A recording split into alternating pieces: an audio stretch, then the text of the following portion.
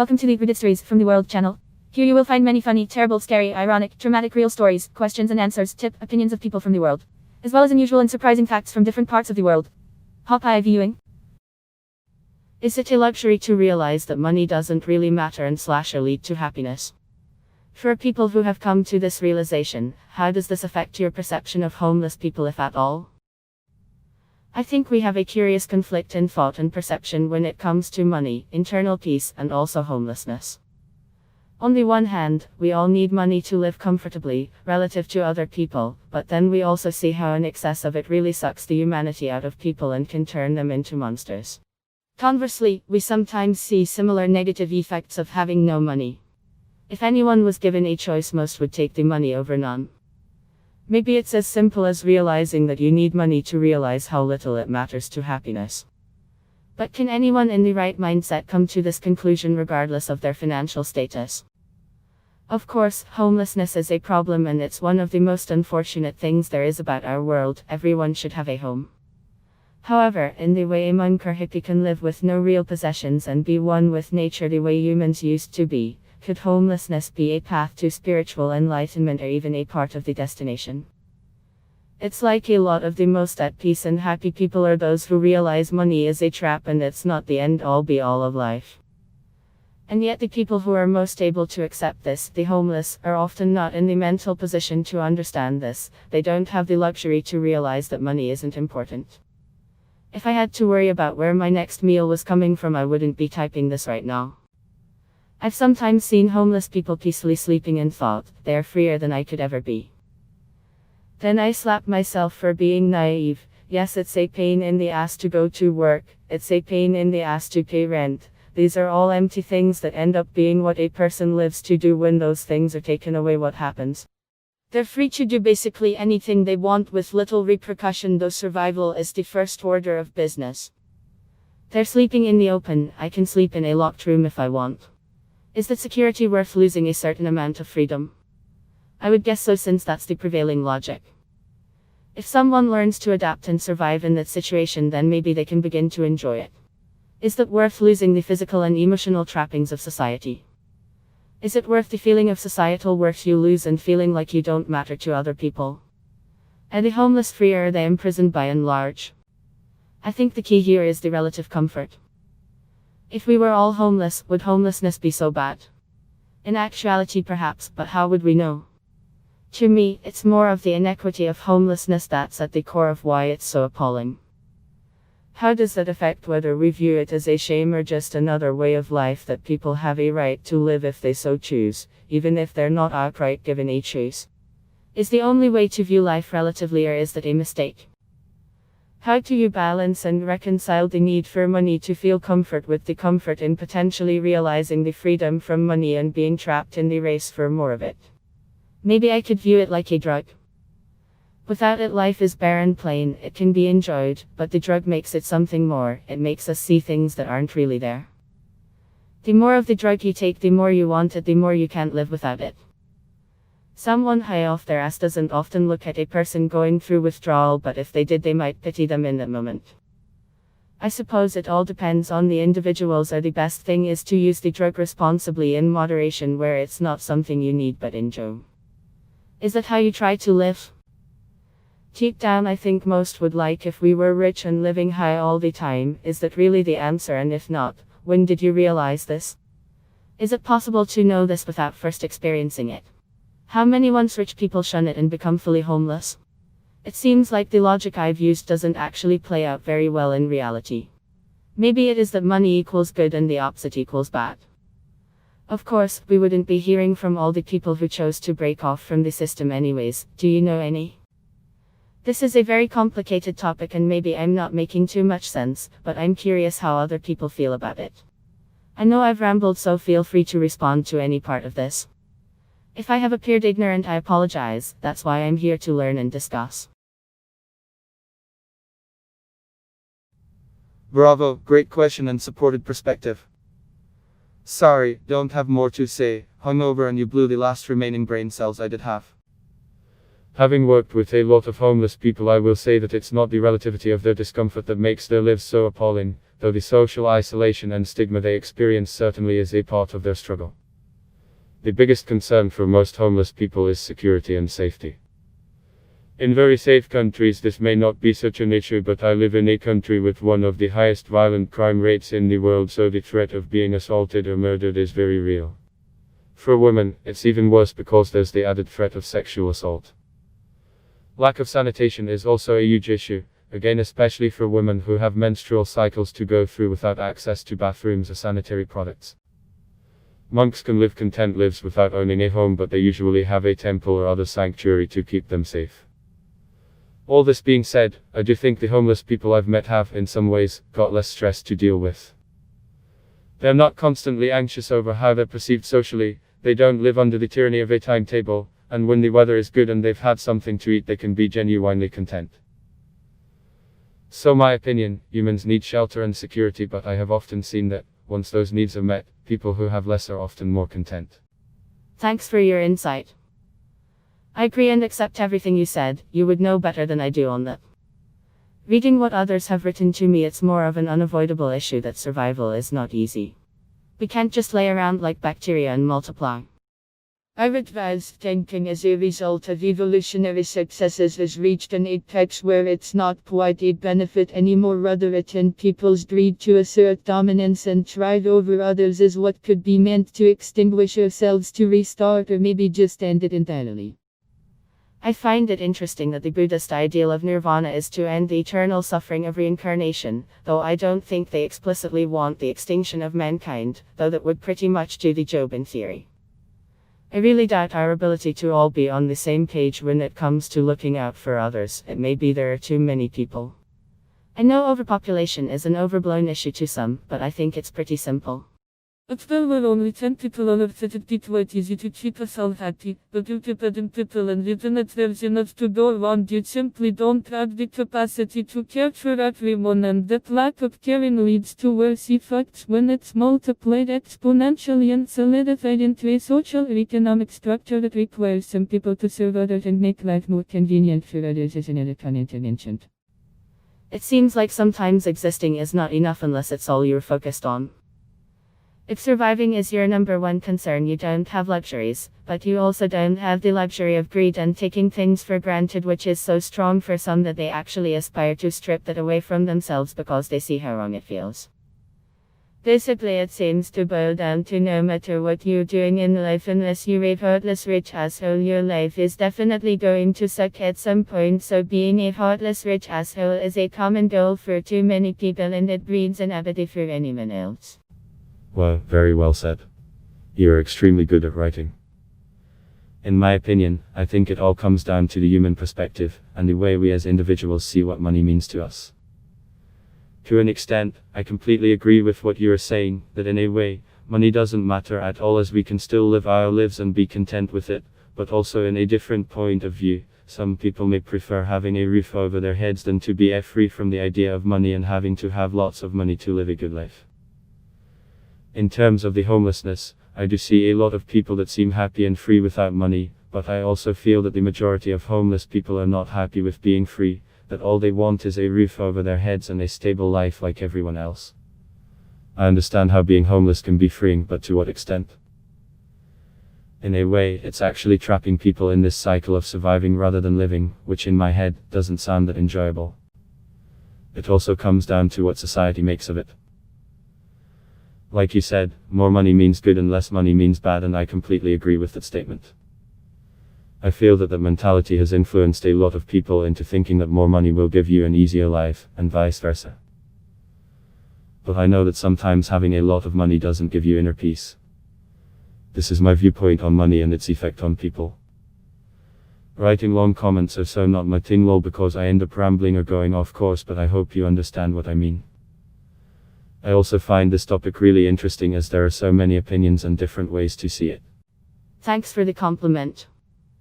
I suppose I'm coming to the realization that with this, like in all other aspects of life, it's really an individual thing. The issue with it is collectively we define our system and structure, it's defined for us. Therefore, the environment we are raised in tends to define our individual ideas. In that way, life itself is a prison of the mind. I might have a sense of being outside the prison walls given my ability to zoom out and ask these questions where many people do not, but in reality, I'm just as lost as they are because there's a whole other level to our containment beyond the prison and the area outside it. Whether it's racism or politics or homelessness and the basic ideas of life, we can only find others to agree with us and see things from a similar angle. Not everyone can or will see it the same way. It's what makes us unique to each other, but also what keeps us from achieving what we think we want.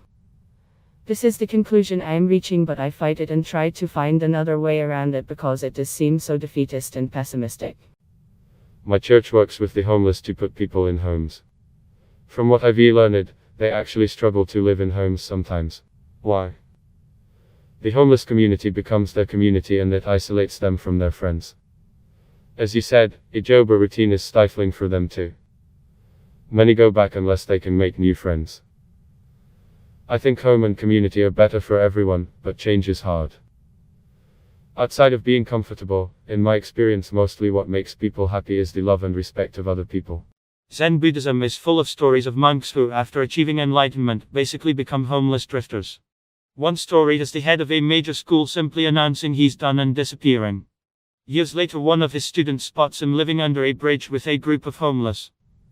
The student promptly begs him to resume teaching him. The teacher tells the student, "If you can live as I do for 1 week, I will teach you." On the second day, another homeless man in the group keels over and dies, at which point the teacher declares, "He's given us a gift. We do not have to beg today for he had some food in his bag."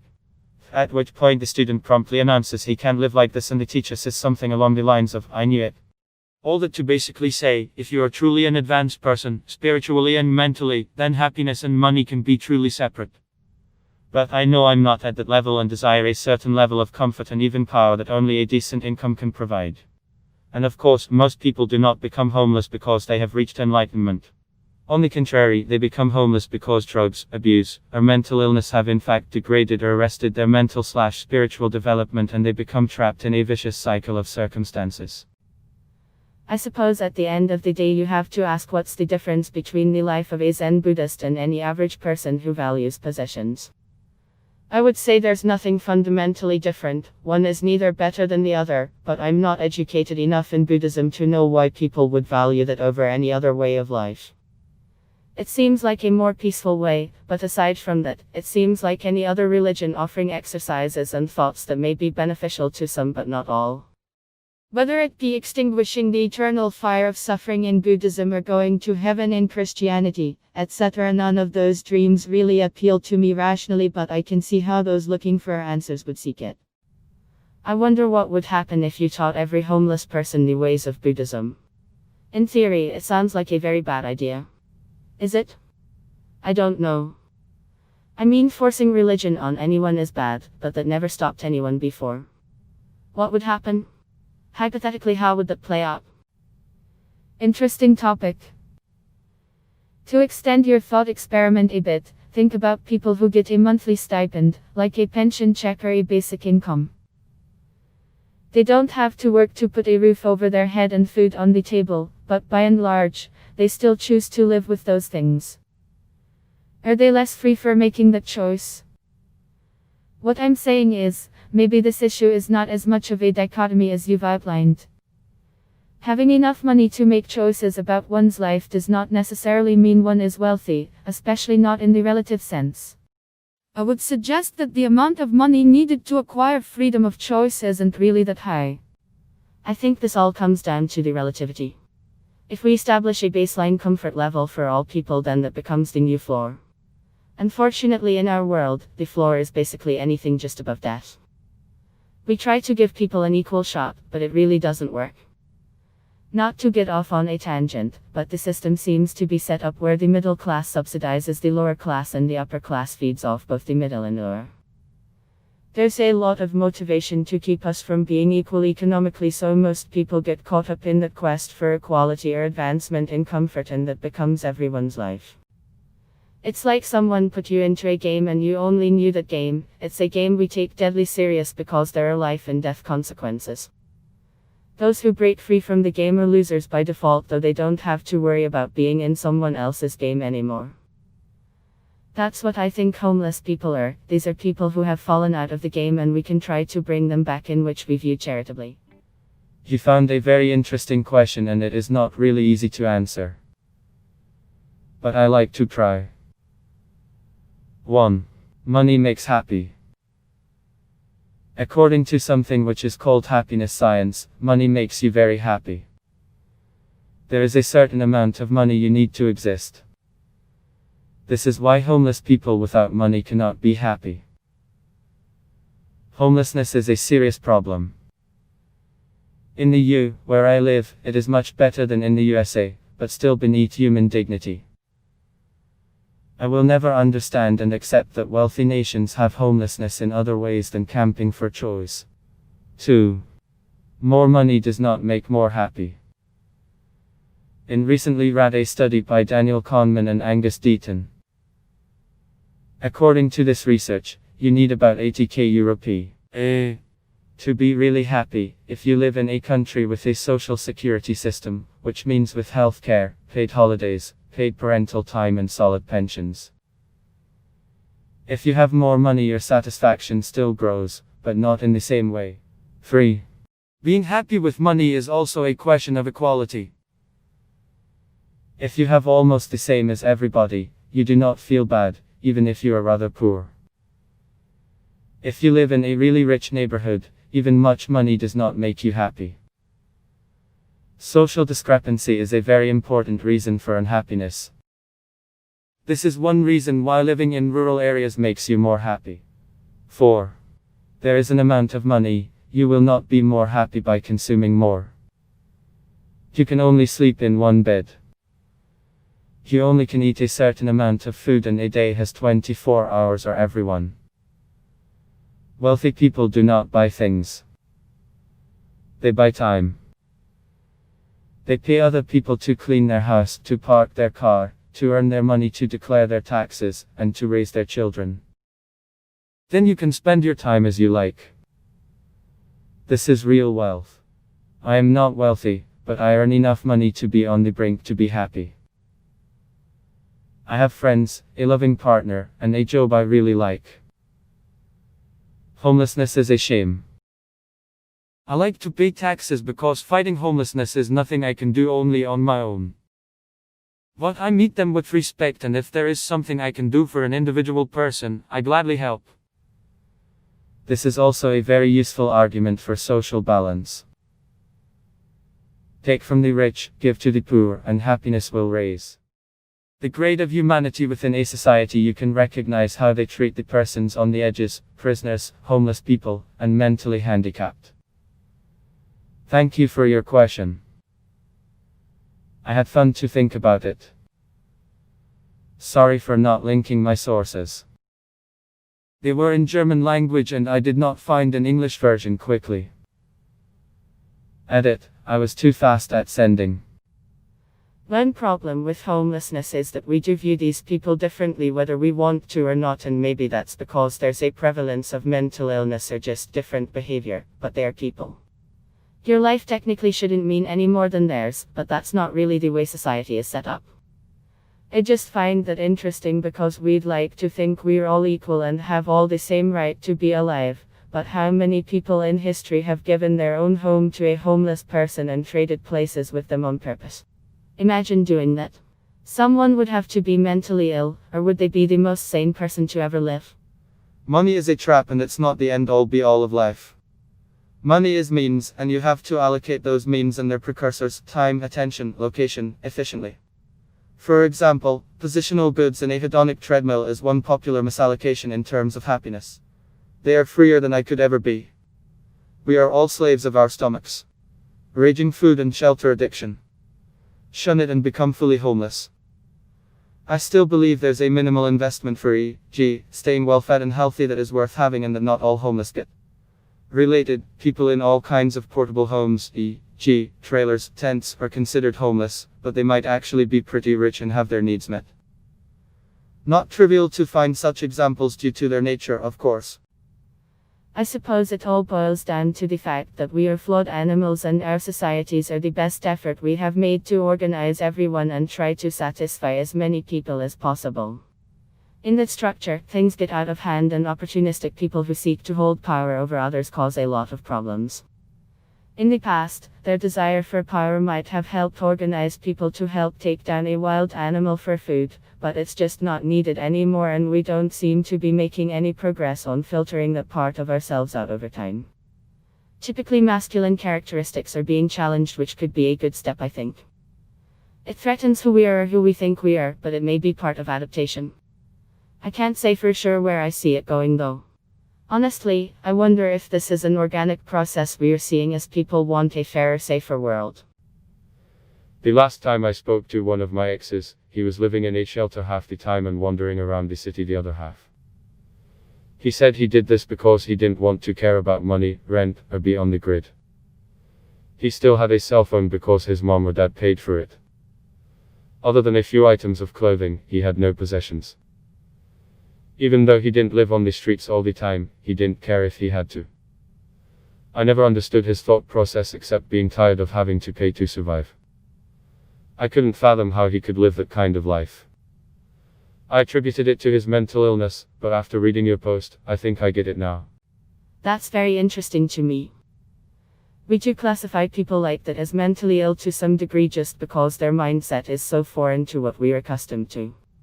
Personally, I'm not sure I will ever get there, but I do think about what it would be like to be nomadic though, with enough money for food at least. I wonder what the consequences would be of too many people choosing that lifestyle. Before this pandemic, I would have thought people living in giant shared communities could be a good thing. I think it's our survival instinct that makes a secure home the most comforting thing, like a hermit crab in a shell. We make it seem like someone's only really living if they get out of the shell, but at the same time you must have a shell, otherwise you must be crazy.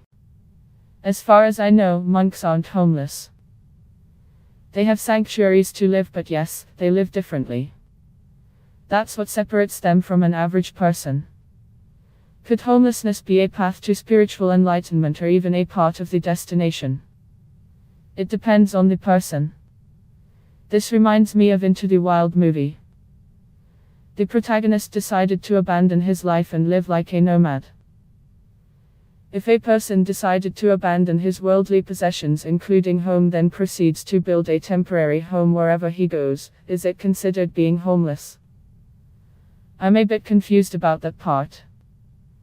Based on the movie, his homelessness contributed to his spiritual enlightenment.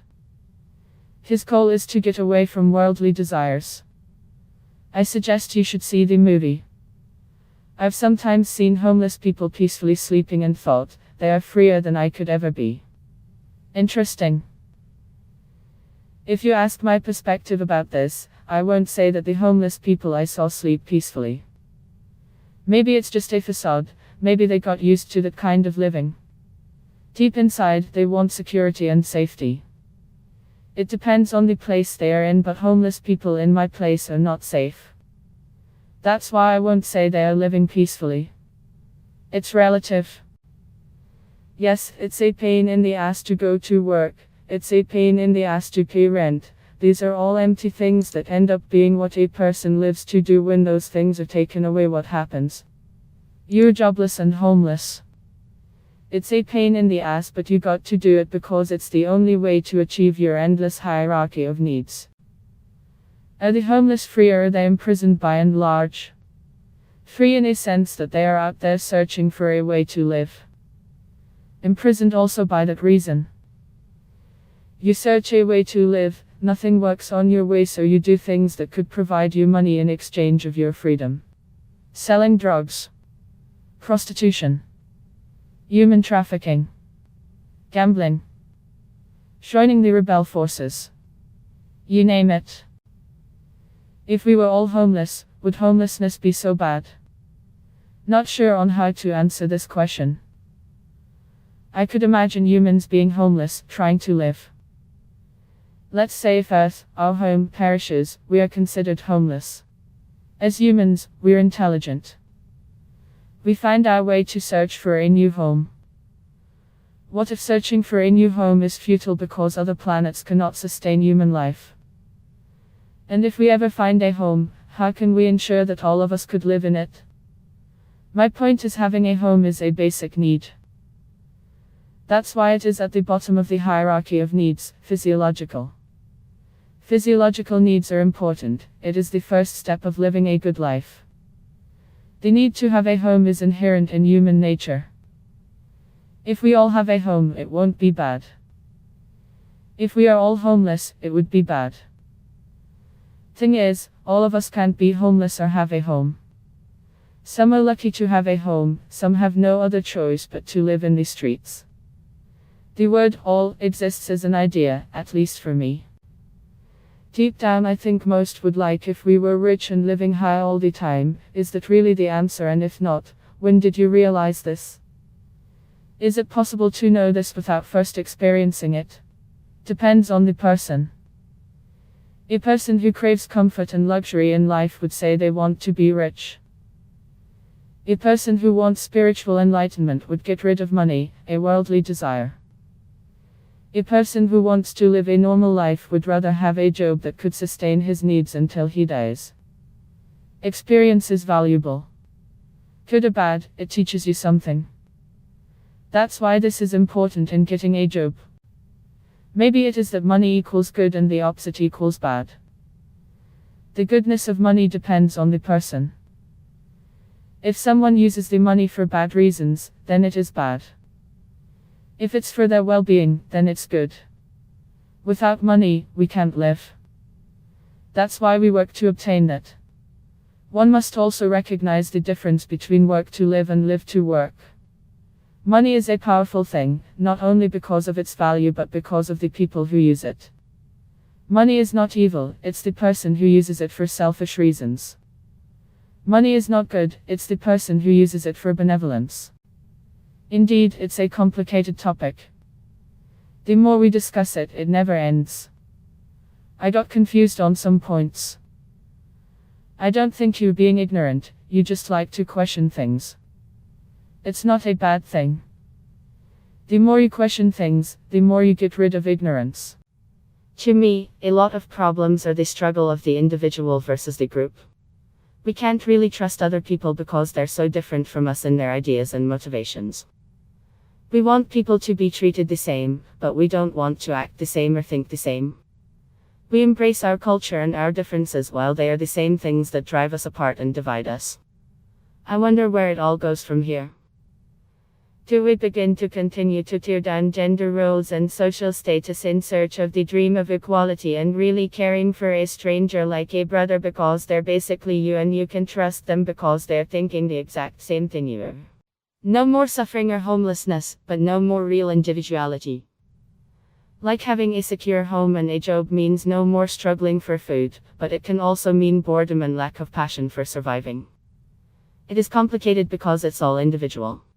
If we wanted to make it uncomplicated, we could make us not individual. Would it be worth it? Homelessness is not as freeing as you think. When you are homeless, you don't have a choice of what to eat or where to sleep, you must constantly compete for both. Begging for food and fighting for places to beg. If you leave your bed unattended, it probably won't be there when you get back, either cleaned up by the city or ransacked by other homeless. Any material possession that might improve your quality of life can and will be stolen, including the coat off your back and the shoes off your feet. Violence is a constant part of life for the homeless, everyone is a threat including the police. And most importantly, everyone wants you gone no matter where you go.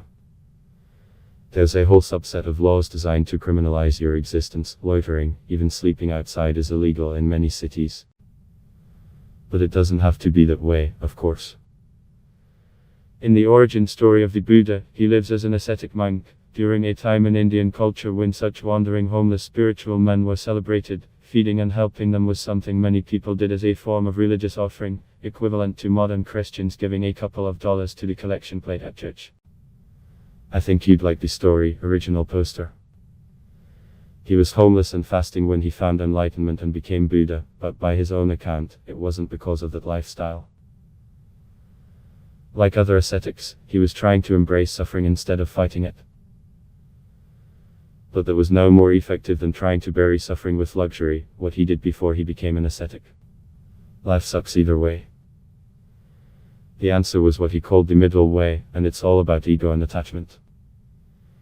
He stopped being homeless, he went on to found a school and spent his life working and teaching. He had a home and possessions, the school grew and you could call it growth wealth, but his teachings were all about changing your relationship with the material world and with yourself. I think possessions are necessary but not important, if that makes sense. From another Buddhist parable, the universe is described containing a spectrum of life, from the lowliest animals suffering too much in nature to even think about enlightenment, to a canon of gods too bored in their omnipotent luxury to care about enlightenment. Humanity was seen as living in a Goldilocks zone of suffering and power, uniquely equipped with the capacity for empathy and compassion. Again, it's the middle way. Not homelessness, not wealth, but a balance between them.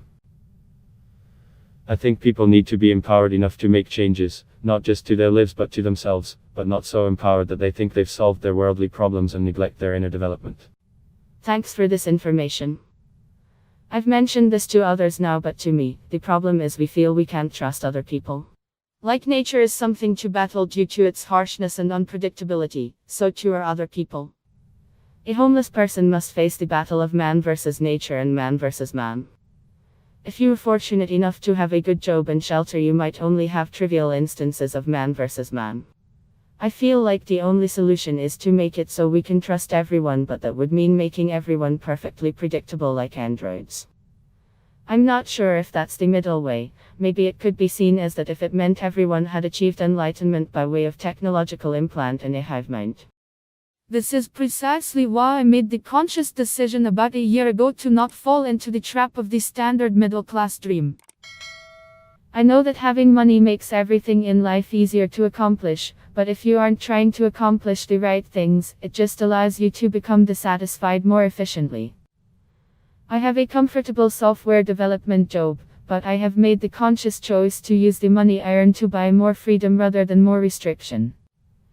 I am already living out of a camper and working remotely, and plan to begin traveling around the country in a year or so while working.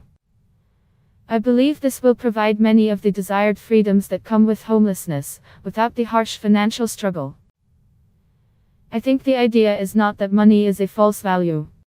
Framing homelessness as a hidden source of true satisfaction misses the mark in diagnosing the real problem. It seems like the issue is that most people have a terrible sense of how to use their money in a way that will actually bring satisfaction. Money is a powerful tool. But it is not inherently good or bad for your well-being, it just gives you more potent control over your life and outcomes. But if you unwittingly choose to use it in ways that make you miserable in the long run, then you've become worse off than the homeless person. Not because homelessness is preferable to wealth, but because misusing wealth is worse than never having it to begin with. Using wealth in a fulfilling way is absolutely going to be better than being homeless, it's just harder to actually do that than most people think. This is a very practical answer, and I'm glad you found a way to make it work for yourself. I have my doubts that a majority of people ever could, though. Could it work for most people? Could we lower incomes and create a culture where it's desirable to live without excess? I wonder what prevents that. Is it learned, or is it a natural thing to want more than you need? It must be rooted in insecurity. Is it basically survival overkill? How could we teach people to get over that insecurity if that is the deeper problem? I see this in the framework of Maslow's hierarchy of needs. Humans have a pyramid of needs, but they can only work on fulfilling those needs after they have fulfilled baser needs. So, first people need food, water, and shelter. Then they need security. Then social satisfaction.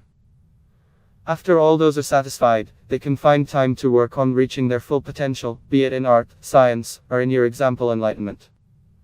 The funny thing about Maslow's hierarchy is, once you've gotten to a certain level, fulfilling the next level can actually lead a person to no longer care about the previous levels. It is not uncommon for people to endanger themselves for social satisfaction, or philosophical reasons, or whatever higher reason that has gradually become important to them. But they have to satisfy the base need first, before they can stop caring about that need. Thanks for introducing me to that. This leads me to wonder about human behavior. Society sets it up to make it difficult for people in the lower end of the pyramid to access the higher levels. It's hard for someone struggling to find food to find love, though it's possible. I wonder if we can really change ourselves as a collective and be better people in general, but I'm not sure because whatever it is in us that creates our individual identities would fight it. If everyone is a great person, there would be people who probably are good people but just want to be different, and it would drive them to the outskirts of society and stay living in the lower part of the pyramid by choice or design of the mind. You have a good point there, and it possibly needs better definitions of joy, pleasure, love, nostalgia, being content, and many other feelings misnomered as happiness. Maybe even a chemical definition is required. Dopamine, serotonin, and oxytocin levels, as well as a few others, can be controlled to give a sensation of any of those words on the list. Possibly homelessness creates a lower baseline to experience joy, and repetitive joy can be happiness. That's why rich folks can be miserable and need islands with virgins to feel anything. Giving is another form of happiness, a realization of usefulness to the group. That's a path some rich people take with charity. And those who do it right can be seen as truly happy, like Gates, for example. The achievement also comes into the conversation and can be connected to self-worth and resolution of earlier onset parental issues. It can also be connected to hormonal expression a human has, requiring a different environment. Sex is the mixture as well, as both the homeless and the super rich like their orgies. My final point is that money can save your loved ones. Especially in the US where healthcare is not absolute. A broken arm can cost your offspring educational opportunities and meaningful connections, as funds dwindle from the college fund, for example. Or cancer. It's all fun and games to have zero pressure of responsibility, but that also means the river will decide where you go. And at this point on macro scale, happiness doesn't matter to the universe, so you have to decide what things you would like to feel. Yeah, this makes me wonder about how the brain develops. We become a product of our own brain chemistry and how it reacts to our environment and probably society as a whole in some way if we're exposed to it, as most are. From there, the system already established will dictate the different paths we can take, though they are just paths. The destination for all is the same.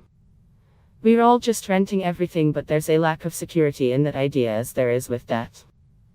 I guess I can't blame people too much, which is the problem. I think this root of greed is in us all to some degree, and that's probably what stops us from really taking care of everyone as best we could.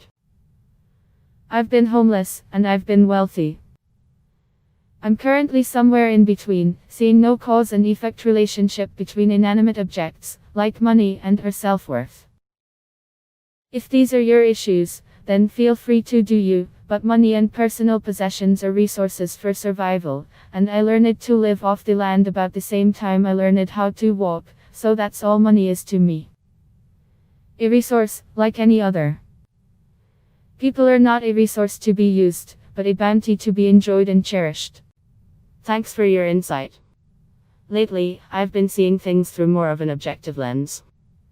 I think that a lot of times people only really talk to each other when they need something from the other person, or they could offer help in exchange for help back in another area or down the road. The only other reason to talk to someone is if you're bored, and these days there's a multitude of things to do when you're bored.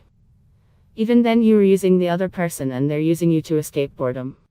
I think that's why you see less socialization in neighborhoods and cities these days compared to decades ago. Of course, people are still social because it facilitates survival, but as artificial intelligence grows and we make things more convenient for ourselves with Amazon and Google, the need to really interact with another person is less than it used to be. One might be able to survive these days if they had enough money and never have to look at another human being their whole life. That just wasn't possible even 10 years ago, maybe. Just curious about your thoughts about that. I think it's bad, but if these systems of convenience raise the quality of life for all people someday, would that turn out to be a good thing? I was honestly the happiest when I was homeless and struggling with money, despite my treatment and stigma I still face now that I'm not. I met some cool people and had some great experiences, and sometimes, I miss that more than financial stability. The one thing I think I for sure would enjoy about that lifestyle is that time would slow down. I wonder if it's just natural for all people to look back to the past and think, where did the time go? But when you're living a normal life, I think the time goes by way too fast, whereas if you were struggling and really living every day, it must feel more substantial. Am I wrong about that? Your post reminded me of something Bertrand Russell said about his grandmother. She had that indifference to money which is only possible to those who have always had enough of it. Maybe it is true that more money won't make you happy after a certain point, but yes, saying money can't buy happiness does assume you have a certain amount of money already, since we live in a world where you need money to get your basic needs met. If you don't have enough to eat, you can talk yourself out of being hungry.